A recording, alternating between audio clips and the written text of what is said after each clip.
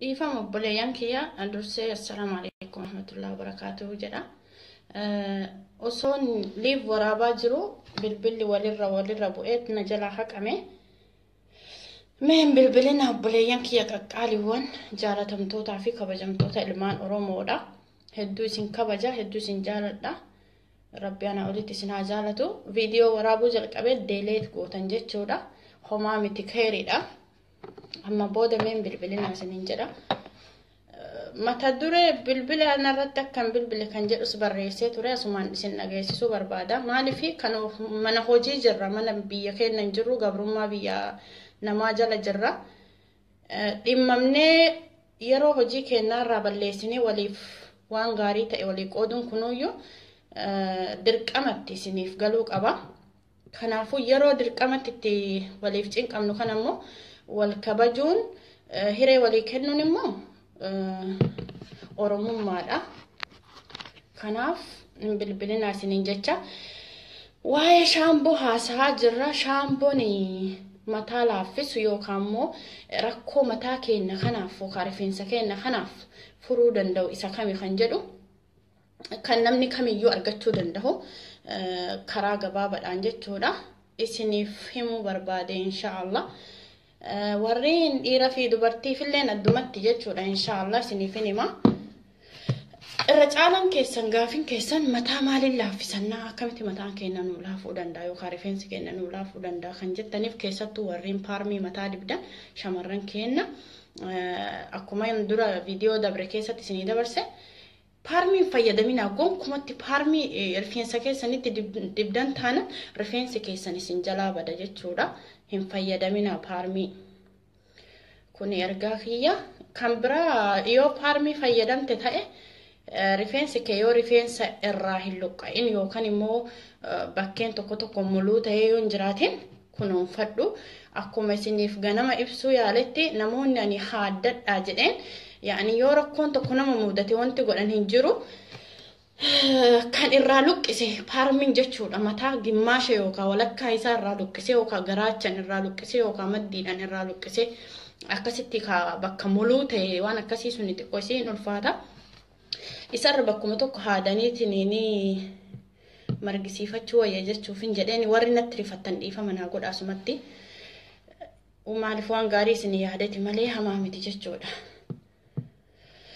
Yaa Rabbi. Akkasii gara shaambootiin deebi'a. Shamarranis ta'e warroonni dhiiraa warri mataa keessan laaffisuu barbaaddan yookaan immoo akka mataan keessan isin luuccatu luuccatee luuccas ta'uu baatu jechuudha. Akka sirriitti isiniif tolu warroon barbaaddan jechuudha. Shaamboo vaatikaa jedhu kana fayyadamuu qabdanii. Maqaan isaa vaatikaa jedhama. Maqaan isaa vaatikaa haa jedhu malee vaatikaan kuni kamtu irra faayidaa qabaa jechuu qabna. Fakkeenyaaf yoo mana hoteelaa deemnu yookaan nyaata tokko xalabachuu barbaanne waxii gosoota hedduu jira yookaan ittoon gosoota hedduu jira. Ati gosa kam barbaadda? Diimaa barbaadda? Kamaalii barbaadda? Akkasitti gaafatame akkasitti ajajatan jechuudha.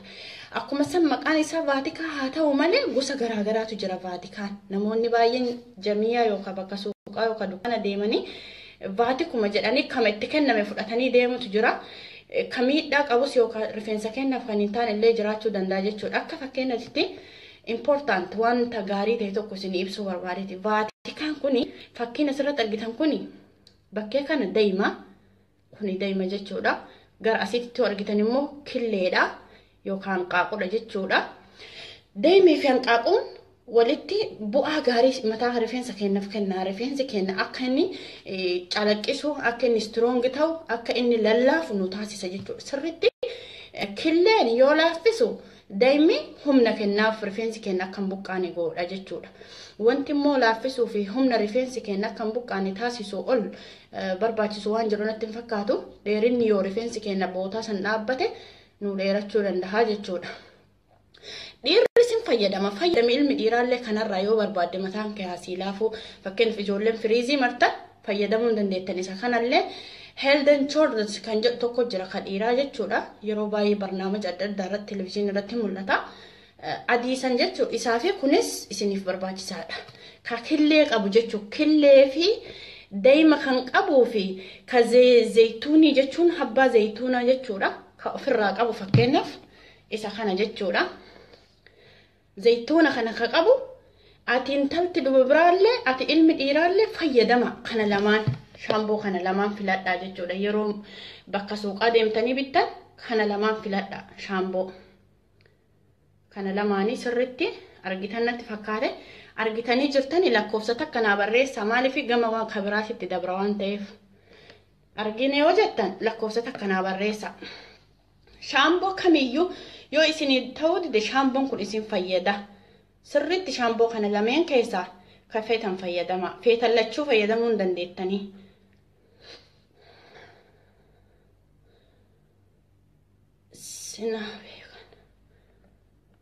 Kalaas okay. Asitti gaafin warri saansilkii hojjettanis immoo kunooti isinii fideetiin jira. Saansilkiin isa kana. Saansilkii kana yeroo fayyadamtan saansilkiin baay'ee bareedaadha kunillee jechuudha. Fakkeenyaaf kun conditioner. Saansilkiin kun conditionerii of keessaa qaba jechuudha. Waa hunda hin qaba. Baay'ee bareedaadha kunillee sirriitti bareedaadha yoo kana fayyadamtanis. Amma warreen dubartootaati asirratti wanni isinii himutu jira. Kireemiin rifeensa mataa dibatan akka zayitiitti fayyadaman tokko ni jira jechuudha. Saansilkii kan jedhu barreeffamni isaa suura matana qabdi. Qaruuraa xiqqoo wayiititu jira jechuudha. Isiin sun yeroo rifeensa keessan dhiqattanii geessitan egaa rifeensa keessan bishaan irraa goysitanii ka akkanaa kana ka itti fayyadamuu hin dandeettan. Sunsilk cream ka jedhu kireema sunsilkii yoo jettanii bakka feetaniyyuu jamiyaas deemtan yookaan biyya keenyattis yookaan farmaasiis deemtan hin argattan jechuudha. Maaliif jennaan yoo mataan keenya mataa rifeensi jabaatu taate kireemiin sunsilkii sun akka laafu taasisa jechuudha.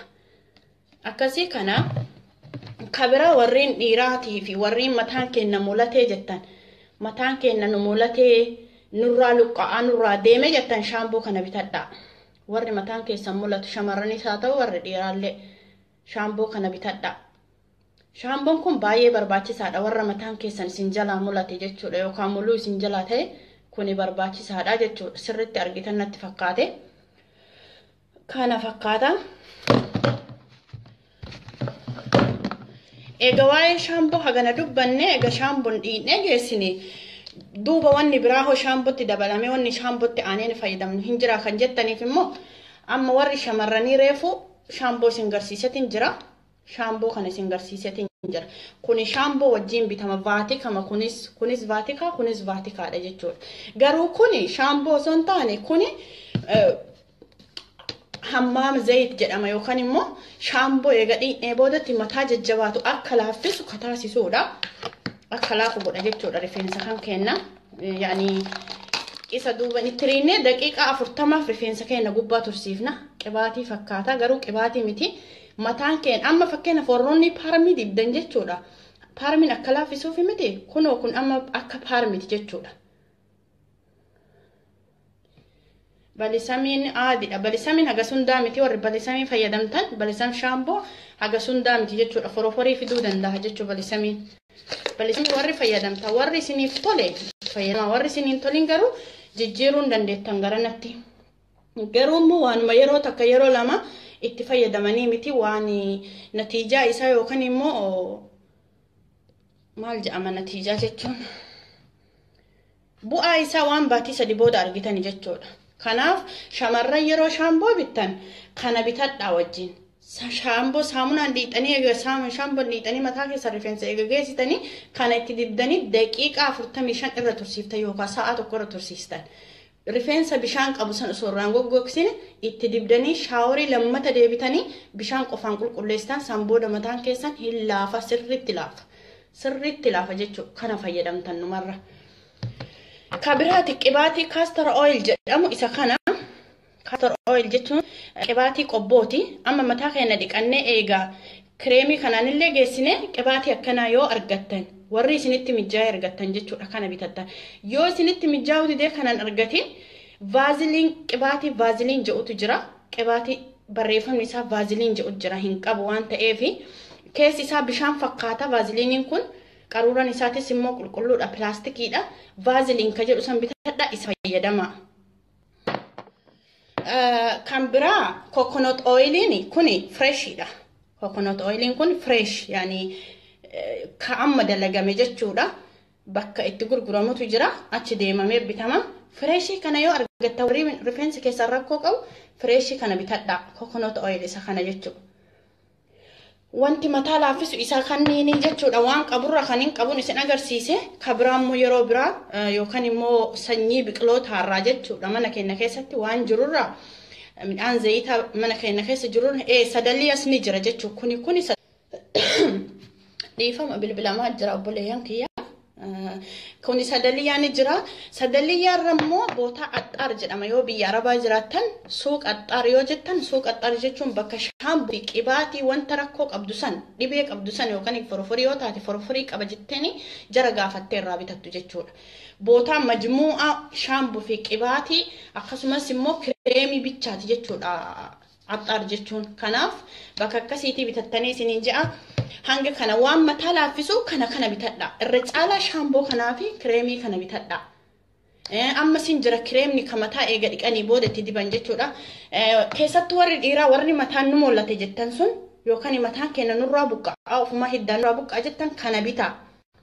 Kana sirriitti bitadha jechuudha. Kanaaf suuraa kaaseetiin illee koomentii jalatti isiniif hin gadi dhiisa itti fayyadamaa hanganuman isinii jechuu dhufe.